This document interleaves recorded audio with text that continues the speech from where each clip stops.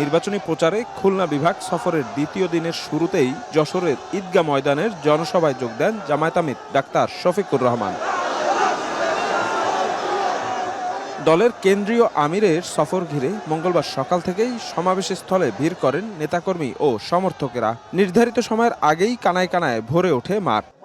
বক্তব্যে জামায়াতের নেতারা গুরুত্ব দেন গণভোটের উপর। দলটির সেক্রেটারি জেনারেল মিয়া গোলাম পরোয়ার অভিযোগ করেন, একটি অপশক্তি গণভোটে নায়ের পক্ষে প্রচার করছে।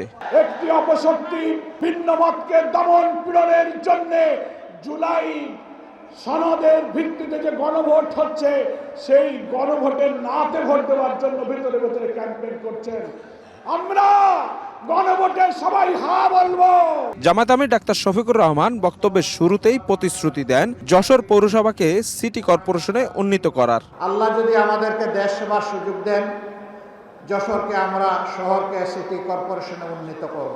গণভোটে হ্যাঁ জয়লাভ করলে ফ্যাসিবাদ ফিরবে না, তাই নতুন ফ্যাসিস্টরা গণভোটের বিপক্ষে প্রচার চালাচ্ছে বলে অভিযোগ করেন জামায়াত আমির। বাহ্যিকভাবে যাই হই, ভিতরে ভিতরে কেউ নাকুশ। এই গণভোট হলে আর ফ্যাসিবাদী কায়দায় দেশের শাসন শাসন চালানো যাবে না। এই গণভোট হলে জনগণের সম্পদের উপর হাত দেওয়া যাবে না। এই গণভোট হলে দলীয় চাঁদাবাজির রমরমা ব্যবসা চলবে না। নির্বাচনী পরিবেশ বিঘ্নিত করতে একটি দল পেশি শক্তির ব্যবহার করছে বলে দাবি করেন জামায়াত আমির। রাজনীতি হবে জনগণের রাজনীতি। এই রাজনীতি কোনো পরিবার বা কোনো দলের রাজনীতি হবে না। যারা নিজেদের দলকে সামনে রাখতে পারে না, নিজের দলের কর্মীদের জীবনের নিরাপত্তা দিতে পারে না, সেই দল যত বড় দল হোক, মাঝারি হোক, যাই হোক, তাদের কাছে বাংলাদেশ কখনো নিরাপদ হবে না।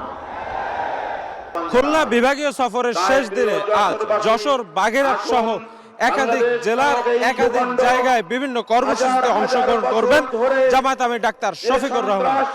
এই অঞ্চলের কৃষি, মৎস্য এবং শিল্প খাত নিয়ে তার আলাদা পরিকল্পনার কথা জানাবেন এই অঞ্চলের মানুষদের। শফিক মুন্সি, সময় সংবাদ।